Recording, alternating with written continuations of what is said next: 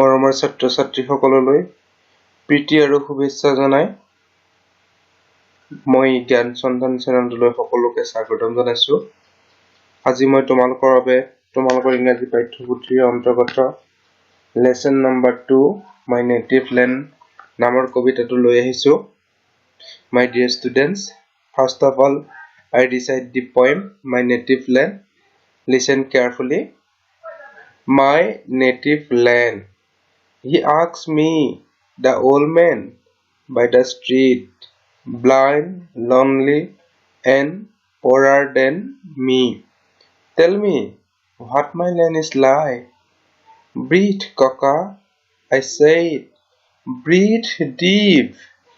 The warm air that reminds you of your childhood friends is what your land is like. The cool breeze on your face this morn after last night's endless thunder and rain is the peaceful breath of your land. The contented gargling of that little baby tied to her mother's sturdy back is the soil of which your land is made. The chorus of the cuckoo and sparrows as they play around the treetop near is what shapes your native land. The distant roll of the bihu, dhol, the pepa and gagana my neighbors play. The heady aroma of the pitha and laru. The chant of the evening prayer in the namghar, masjid, church. These make the soul of your beloved land. এতিয়া মই কবিতাটোৰ ভাৱাৰ্থ আৰু ইয়াৰ শব্দ অৰ্থকেইটা তোমালোকৰ লগত আলোচনা কৰিম। তোমালোকে মনোযোগ দি শুনিবা। My native land, মোৰ নিজা দেশ, native মানে নিজা, land মানে দেশ, কবিতাটোৰ land শব্দটোৱে দেশক বুজাইছে। He asks me, the old man by the street, blind, lonely and poorer than me. ৰাস্তা কাষৰ অন্ধ অকলশৰীয়া বুঢ়া মোতকৈ দুখীয়া বুঢ়া মানুহজনে মোক সুধিছিলে, Tell me, মোক কোৱাচোন, what my land is like, মোৰ দেশখন কেনেকৈ আছে? Breathe, ককা, I said, breathe the deep. উশাহ লোৱা ককা, মই কৈছিলো, গভীৰভাৱে উশাহ লোৱা। The warm air that reminds you of your childhood friends. গৰম বা উষ্ম বায়ুৱে তোমাক তোমাৰ সেই লৰালি কালৰ বন্ধুবোৰৰ কথা সোঁৱৰাই দিব। Is what your land is like, তোমাৰ দেশখন এনেকৈয়ে আছে। The cool breeze on your face this morn after last night's endless thunder and rain is the peaceful breath of your land. শেষ ৰাতিৰ অবিৰাম ব্ৰজ আৰু বৰষুণৰ পিছত তোমাৰ মুখত লগা এই পুৱাৰ শীতল মলয়া বতাহজাকেই তোমাৰ দেশৰ বায়ু।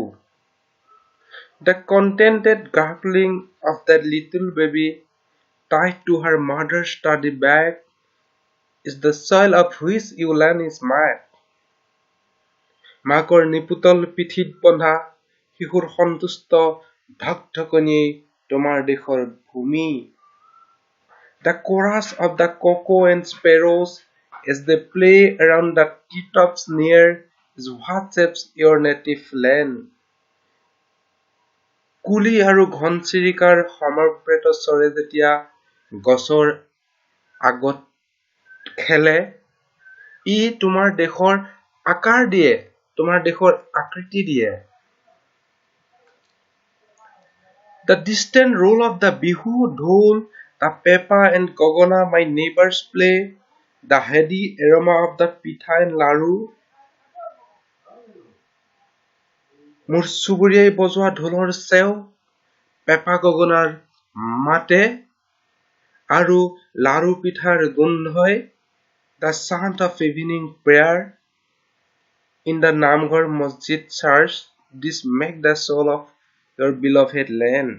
গধূলি নামঘৰ মছজিদ গীৰ্জাৰ প্ৰাৰ্থনাৰ মন্ত্ৰই এই আটাইবোৰ তোমাৰ মৰমৰ প্ৰিয়ৰ দেশৰ আত্মা।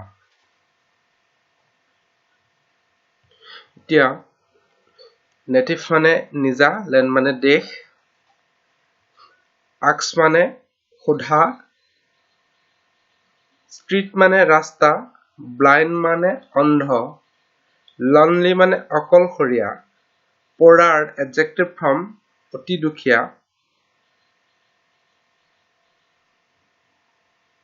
টেল মানে কোৱা, ব্ৰিথ মানে উশাহ লোৱা, ডিপ মানে গভীৰ, ৱাৰ্ম মানে গৰম বা উষ্ম, চাইল্ডহুড মানে লৰালি কাল, ব্ৰিজ মানে মলয়া বতাহ, মৰ্ণ মানে মৰ্ণিং ৰাতিপুৱা, কণ্টেণ্টেড মানে সন্তুষ্ট, গাৰ্কলিং মানে কুলকুলি,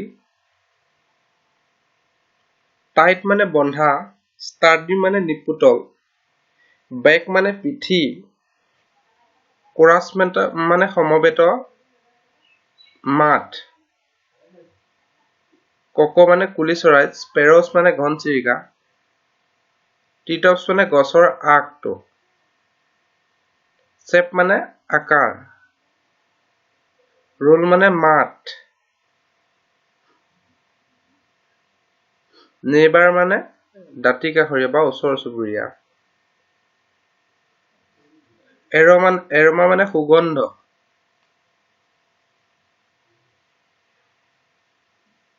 প্ৰেয়াৰ মানে প্ৰাৰ্থনা, চৌল মানে আত্মা, বিলভেড মানে মৰমৰ বা চেনেহৰ। মৰমৰ ছাত্ৰ ছাত্ৰীসকল, আজিলৈ আমাৰ পাঠ ইমানেই আছিল। মই ইয়াৰ প্ৰশ্ন উত্তৰ লৈ পুনৰ অহাৰ প্ৰতিশ্ৰুতিৰে আজিলৈ ইমানতে সামৰণি মাৰিছোঁ। ধন্যবাদ।